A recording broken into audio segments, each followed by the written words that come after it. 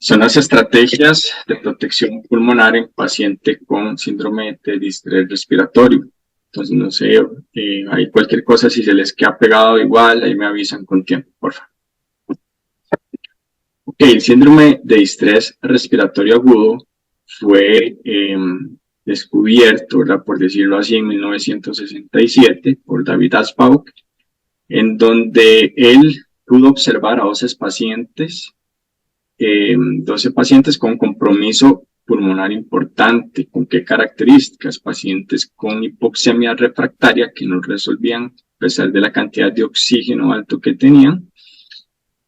Todos con características radiológicas de infiltrados pulmonares, y eran pacientes que se sostenían en un periodo de taquipnea. Este síndrome afecta aproximadamente a 2,000 personas cada año en Estados Unidos a nivel mundial. Representa el 10% de los ingresos a una unidad de cuidado intensivo, lo que representa alrededor de 3 millones de personas con síndrome de distrés respiratorio cada año. Esos son datos de los últimos 5 años. Aquí tenemos la definición de Berlin, que son los parámetros que nos ayudan a nosotros a poder estratificar, ¿verdad?, la severidad del distrés.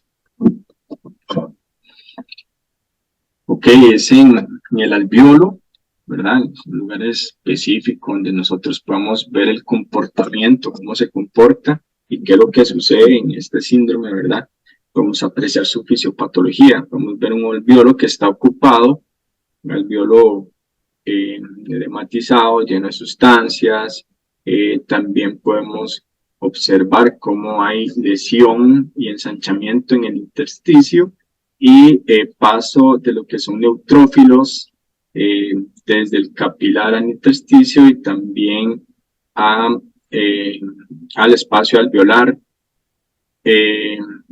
Todo esto nos va a producir una severa restricción, ¿verdad?, a nivel pulmonar, impidiendo así una adecuada ventilación, por ende un intercambio gaseoso inadecuado. Que en ese bucle de presión-volumen podemos ver un patrón restrictivo con tendencia hacia la horizontalidad del asa, cual demuestra un aumento muy importante de la presión, ¿verdad?, pero sin generar mayor cambio de volumen. El volumen no va a ser proporcional. Ok, radiológicamente podemos ver en una radiografía de tórax cómo se ven esos infiltrados ahí de la ocupación pulmonar que tiene por síndrome de distrés respiratorio. Aquí ese signo, ¿verdad? Aquí en Costa Rica nosotros le llamamos motitas de algodón. Entonces, cuando logramos apreciar eso, complementamos junto con otros exámenes el diagnóstico del distrés respiratorio. ¿Okay? Entonces, en este otro lado, donde se ve el TAC, podemos ver zonas pulmonares que están totalmente colapsadas, zonas pulmonares que son de apertura y cierre, ¿verdad? Y zonas pulmonares que son perfectamente ventiladas a pesar de su tamaño.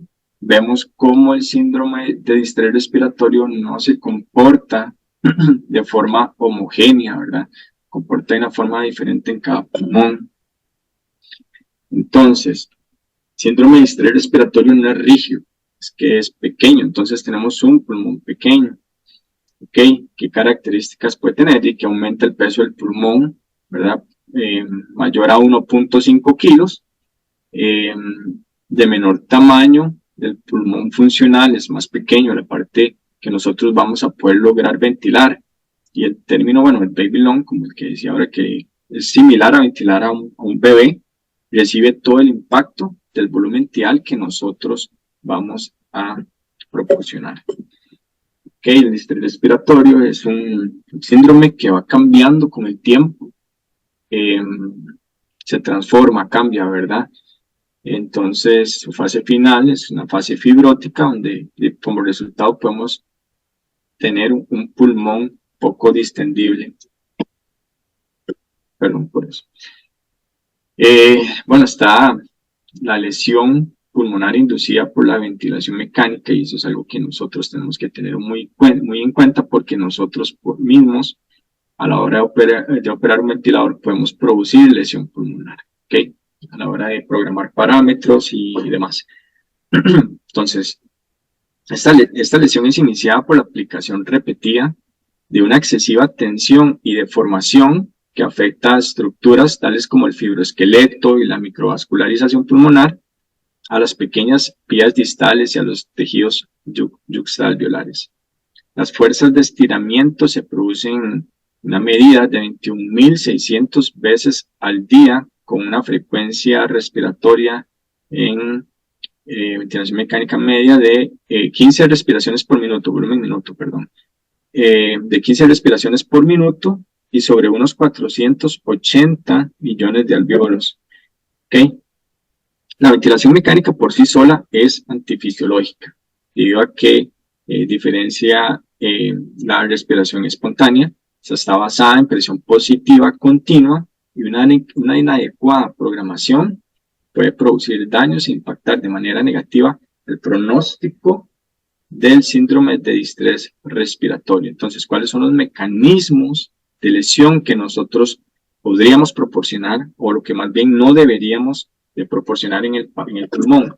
¿Okay? Un mecanismo de trauma por exceso de presión, ¿verdad? Que es lo que conocemos por barotrauma. Un mecanismo de lesión pulmonar por exceso de volumen, que es lo que nosotros conocemos como volutrauma. Trauma por colapso alveolar, ¿verdad? Produciendo así atelectasias. Y el biotrauma, que se da por una liberación aumentada de citoquinas, de células proinflamatorias. Entonces, este tipo de lesiones ha ido evolucionando, ¿verdad? A través del tiempo, por medio de la ventilación mecánica, desde el año 73, donde se descubrió, por así decirlo, la lesión por excesos de presión en Estados Unidos, donde se descubrieron que algunos pacientes se ventilaban con presiones altas, presiones pico de 40 a 50 centímetros de agua, y su forma de tratamiento era que todos esos pacientes había que ponerles un sello de tórax, ¿verdad? Por la lesión, por el neumotórax que le generaban. Ya en 1988 se descubre el volutrauma, cuando se agarran dos grupos de pacientes. Uno lo ventilaron con presiones altas y otro grupo con volúmenes altos y presiones bajas. Entonces, ¿qué descubrieron? Que esos pacientes con presiones altas producían lesión, producían barotrauma, pero los que ventilaban con volúmenes altos también producían lesión pulmonar, a pesar de tener presiones bajas. Entonces ahí nació el término de volutrauma. Sin embargo, estos pacientes que hicieron lesión pulmonar por volumen tenían menos liberación de citoquinas en comparación a los otros pacientes que fueron ventilados con presiones altas. En 1997 se da la definición por atelectrauma por medio de unos estudios canadienses. Ahí se descubrió donde no utilizaban PIPs altos, sino PIP bajos con volúmenes altos. Entonces se dieron cuenta que más bien lo que producían era colapso alveolar. Y fue hasta el 2016 que surgió el término de ergotrauma, donde descubrieron la lesión pulmonar inducida a la energía que se producía directamente en el pulmón. Entonces, ¿qué es el ergotrauma? Es el daño generado al tejido pulmonar secundario a la energía aplicada al parénquima pulmonar en cada ciclo ventilatorio con presión positiva. Entonces se genera energía, ¿verdad? Se aplica por medio de la ventilación mecánica y produce un daño pulmonar. Por sí solo la capacidad del pulmón tiene la capacidad de recuperación, de regenerarse por cada choque de energía. Pero ¿qué pasa si se supera ese umbral de recuperación? Que el choque de energía se disipa en todo el pulmón y eso es lo que produce el daño pulmonar. Entonces, sabiendo esto, podemos definir lo que es el estrés y lo que es el strain. El estrés es la tensión que soporta el alveolo por la presión que se genera sobre el pulmón en cada ventilación, y el strain es la deformidad inducida generada por el estrés, o sea, generada por la presión. Entonces, ahí en la gráfica podemos ver que como aumenta el estrés o aumenta la presión, va a aumentar la capacidad de deformación del alveolo. Entonces, nos preguntamos, ¿existe alguna forma de poder cuantificar esto? Y sí existe, y es por medio de la presión de conducción, del driving pressure, que el driving pressure es el resultado de la presión meseta menos del PIB, y también es reflejo de lo que es el volumen tidal por la elasticidad. Entonces, sabiendo esto también, que es reflejo del volumen tidal y la elasticidad, podemos saber que se puede cuantificar el estrés y el strain por medio del driver pressure. Entonces, este es un estudio que se hizo con 53 pacientes para demostrar el porcentaje de sobrevida utilizando ventilación mecánica protectora. Entonces, hubo un grupo de pacientes a los que sometieron a ventilación mecánica convencional con estos parámetros que tenemos acá, ¿verdad? El menor PIB posible, volúmenes tidales de 12 cc por kilo y presiones arteriales de CO2 normales. Okay, casi siempre lo que nosotros buscamos es de un paciente que esté ventilado y que tomemos gases, y si los CO2 están normal, pues súper bien, ¿verdad? No siempre es así. Entonces, en la ventilación protectora, en esos pacientes que se sometieron a ventilación mecánica protectora, utilizaron estos parámetros. Un PIB basado en el punto de inflexión inferior de la curva de volumen, que es lo ideal. Volúmenes tidales de 6 cc por kilogramo de peso. Sin embargo, se permitió los valores de CO2 altos en gases arteriales. Entonces, ¿cómo lo manejaron? Los niveles de PIB en aquellos pacientes donde tuvieron ventilación protectora fueron aumentando hasta el final del día 2 al día 7, pudieron tener o llegar a tener PIBs con una media de 13, ¿verdad? En comparación a los que se ventilaron convencionalmente, que fueron de 9. Ese es un parámetro muy importante. La presión meseta en pacientes con ventilación protectora fueron 23 y nosotros fueron 27. Muy importante el volumen tidal. Al final, ¿verdad? De estos días, al final 7, podemos ver cómo el volumen tidal fue en descenso de 661 a 387 en los pacientes que ventilaron de forma protectora, que al final obtuvieron un volumen tidal de 387, en comparación al otro grupo que tuvieron 738. ¿Okay? Entonces, al final, ¿qué resultado tuvieron? Que los pacientes con ventilación mecánica protectora tuvieron un mayor porcentaje de sobrevida en comparación a los de ventilación mecánica convencional. ¿Okay? Entonces es muy importante tener en cuenta aquellos valores, aquellos parámetros que nosotros vayamos a programar, ¿verdad? Para poder generar un mayor porcentaje de sobrevida en el paciente, inclusive menos estancia hospitalaria. Entonces, es otro estudio donde se comparó pacientes que se ventilaron con volúmenes tidales altos versus volúmenes tidales bajos.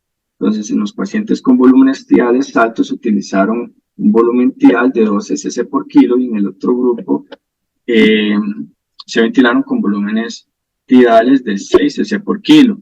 ¿Y qué lograron? ¿Qué vieron?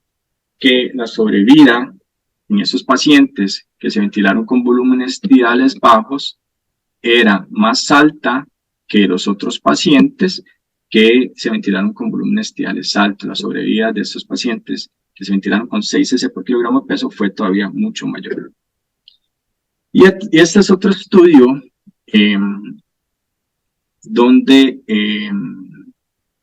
era un grupo de pacientes, un volumen de pacientes y calculan la sobrevida de esos pacientes que tienen síndrome de estrés respiratorio solamente con utilizar el driver pressure a un valor prefijado, ¿verdad?, de 15 centímetros de agua. Pudieron ver la sobrevida, que la sobrevida de los pacientes está por debajo de ese valor. Entonces, esta fue la variable ventilatoria que mejor estratificó el riesgo de muerte. Okay, las disminuciones en este delta P, debido a cambios de la configuración del ventilador, se asociaron fuertemente con una mayor supervivencia. Entonces, entre las estrategias de protección pulmonar, ¿cuál es el objetivo? Y evitar la bilis, producirle más lesión pulmonar al paciente. Eso tenemos que evitarlo. Entonces, minimizar el estrés y el strain, minimizar la entrega de presión, minimizar la deformidad alveolar. ¿Ok? Y el éxito de esto va a depender de la protección del volumen pulmonar funcional. ¿Ok? Que debemos tener precaución, que el volumen es variable entre los pacientes y fluctúa a lo largo del curso de la enfermedad. Ese es un algoritmo de optimización de la ventilación mecánica, donde debemos tener estos valores en cuenta, estos parámetros en cuenta: presión meseta menos de 30 centímetros de agua, volúmenes diales de 4 a 6 cc por kilogramo de peso y titular el PIB. Entonces, ¿con qué objetivos? ¿Con qué metas? Con el objetivo de mantener un pH por encima de 7.25, con una presión arterial de oxígeno menos de 60 milímetros de mercurio y una relación de PAFI mayor a 150. Entonces, si tenemos un distrés moderado severo, y proporcionamos, si tenemos bloqueo neuromuscular, valores de PIB alto, maniobras de reclutamiento alveolar y posición prono, esto si no está contraindicado, y óxido nítrico. Ventilación de alta frecuencia respiratoria, de alta frecuencia oscilatoria, perdón, y si con eso obtenemos valores de pH en 7.20, presiones arteriales de oxígeno todavía mayores de 60-80 milímetros de mercurio en más de 6 horas, o una PAFI menos de 80 o de 6 en 6 horas, o menos de 50 en 3 horas, entonces lo que se recomienda es utilizar medidas alternativas y más agresivas, como es el ECMO o la diálisis respiratoria. Entonces, pongamos reglas. ¿Cuáles son los objetivos y parámetros con respecto a las reglas? Volúmenes diales de 4 a 6 cc por kilogramo de peso, presión meseta menos de 27, menos de 30, un delta P o una presión de conducción menos de 15 centímetros de agua y frecuencias respiratorias menos de 30 respiraciones por minuto. PIB de menos 15 se considera titular, ¿verdad?, según la condición del paciente. Un mechanical power, o poder mecánico menos de 17 joules por minuto. Posición prono de entre 12 y 18 horas, si la PAFI es menor a 150. Bloqueo neuromuscular, si es severo distrés. Maniobras de reclutamiento, eso sí está recomendado, y considerar el ECMO y diálisis respiratoria si llega a ser necesario. ¿Alguna pregunta en este momento? A partir de aquí vamos a continuar con el último tema. Pues no sé si tienen alguna pregunta ahorita. Voy a dejar de compartir un momento para abrir la próxima diapositiva.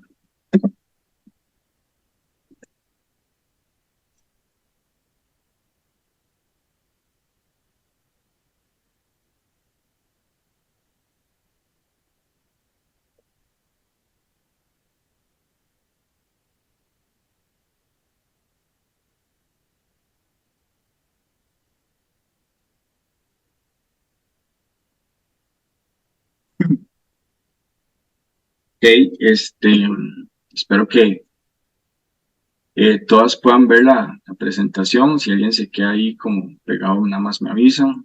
Entonces, el siguiente tema son las complicaciones en la ventilación mecánica. Entonces, la ventilación mecánica juega un papel importante en beneficio de aquellos pacientes con falla ventilatoria e insuficiencia respiratoria. Sin embargo, su utilización no está exenta de complicaciones, riesgos ni efectos adversos que puedan llegar a ser letales para los pacientes. En el paciente crítico, la misma ventilación mecánica puede producir daño pulmonar o agravar la misma lesión. Entonces, eso es lo que nosotros tenemos que evitar, ¿verdad? Agravar la lesión, evitar el barotrauma, el volutrauma y demás. ¿Qué podemos encontrar? Entonces, podemos tener problemas mecánicos que son como propias del ventilador, como la fuente de gases o en el circuito del ventilador mecánico. Podemos encontrar problemas en la vía aérea, ya sean secreciones, que se extube el paciente, que hayamos intubado al paciente de una forma selectiva, no nos hayamos dado cuenta y no es hasta el tiempo en donde ya tenemos como, podemos ver que está pasando algo, ¿verdad? Que esté saturado, que no esté ventilando de forma adecuada, ya tiene un neumotórax y el otro paciente y el otro pulmón atelectasiado. Fugas de aire y estrior post-extubación. Y vamos a tener también, podemos tener también problemas pulmonares como el volutrauma, atelectrauma, barotrauma y biotrauma, que ya los vimos.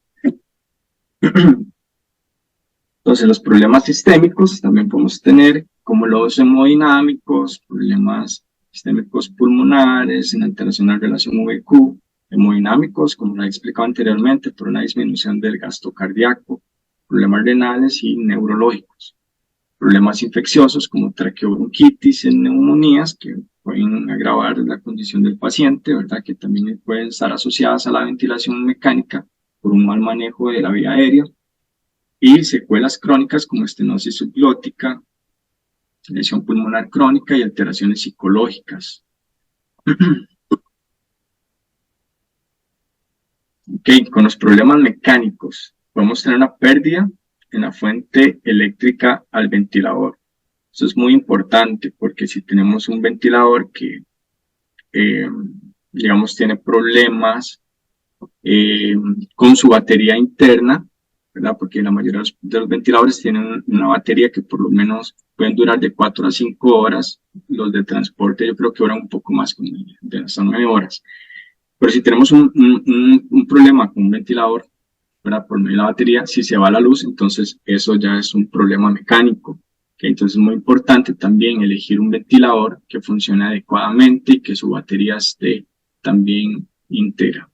Fallo en la fuente de gases y en la programación de parámetros y las alarmas, que eso es muy importante. Algunos ventiladores ya vienen con una configuración de alarmas por default. Entonces, nosotros al momento en que hagamos la programación de parámetros y conectemos al paciente, es muy importante siempre irse a las alarmas y configurarlas, ¿verdad? Establecerlas 5 puntos por encima y 5 puntos por debajo de cada parámetro ventilatorio.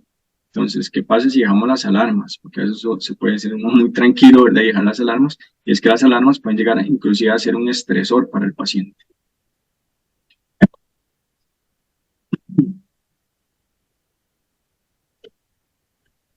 Okay, aquí lo que se señala es, donde podemos ver el logo de la batería interna del ventilador. Entonces, es muy importante que siempre esté cargado y en óptimas condiciones. Vamos a tener problemas de la vía aérea como en una extubación. ¿Y por qué se puede extubar un paciente? Porque este puede tener ya sea una sedación insuficiente y por ende puede ser que se despierte si no está ahí con cierta limitación. Entonces se puede inclusive agarrar el tubo y se puede extubar el solo, que puede ser que pase, ¿verdad? Puede ser frecuente.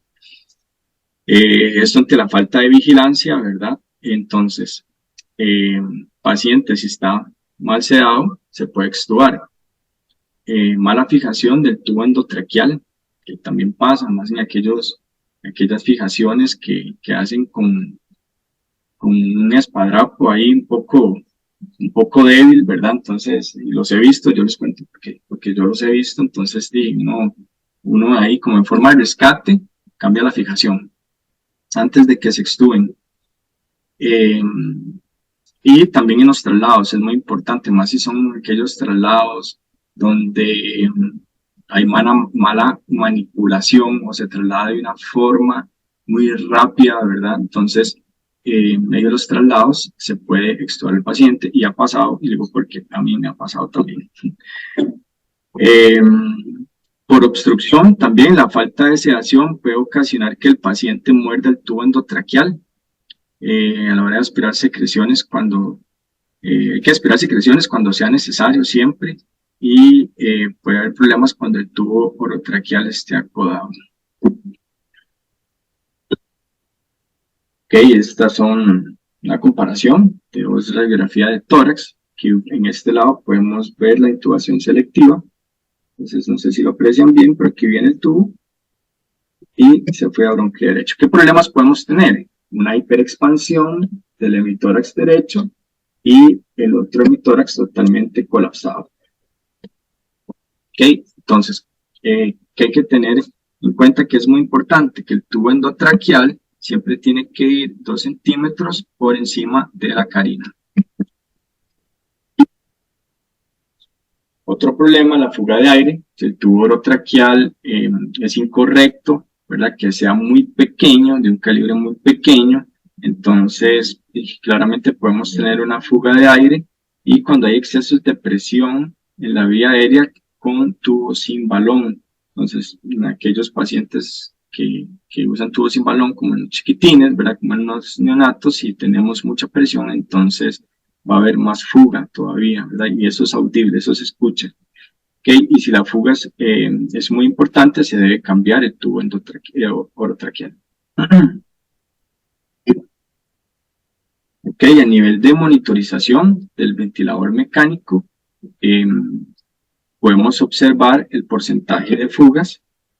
Ok, en este caso, bueno, dice 0%, ¿verdad? Pero en un paciente intubado se permite un porcentaje de fugas del 5%. En aquellos pacientes con ventilación mecánica se puede permitir o tolerar un porcentaje de fuga del 15% y esto también puede depender de la interfase que tenga el paciente.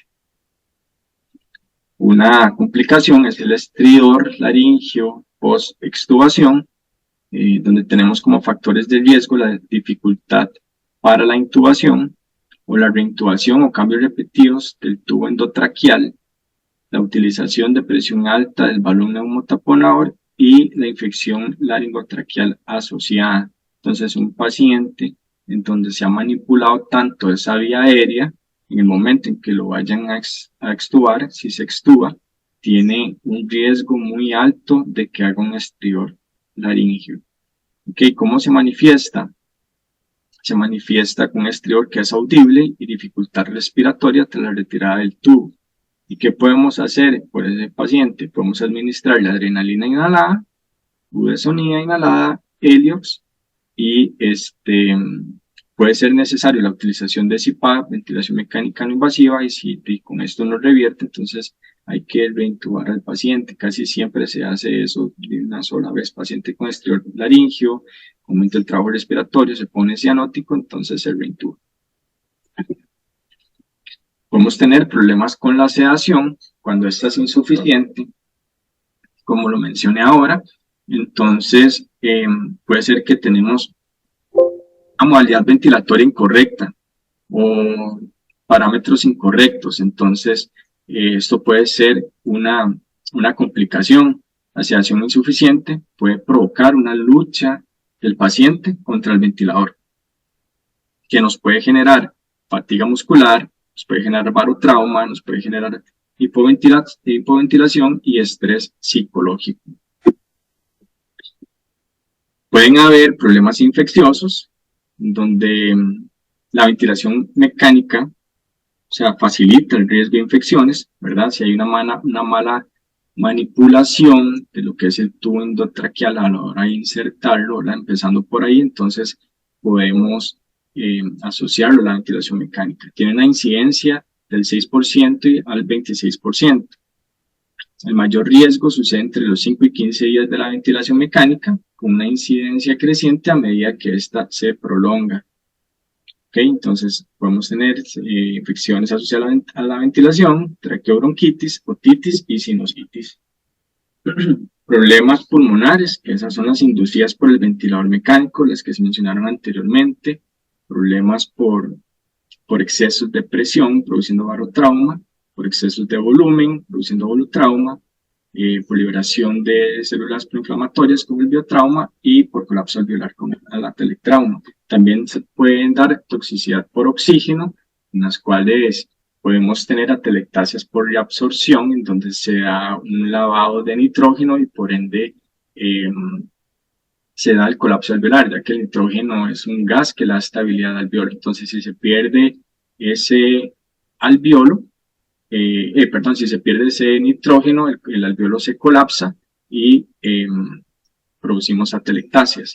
Y también por el estrés oxidativo, que es un mecanismo importante en la producción del daño pulmonar mediado por el oxígeno, ya que puede dar liberación, ¿verdad?, de radicales libres y producir estrés oxidativo. Complicaciones crónicas o secuelas, que son lesiones de la vía aérea, y estas se producen por decúbito prono, por una inserción de tubo endotraqueal de mayor tamaño del necesario, la utilización de presiones elevadas en el manguito, en el balón neumotaponador, que lo ideal es entre 20 y 30 centímetros de agua o 18 y 22 milímetros de mercurio. Las lesiones más frecuentes son las estenosis laríngeas, el granuloma glótico, el subglótico, las parálisis de cuerdas vocales, la estenosis traqueal y la broncomalácia.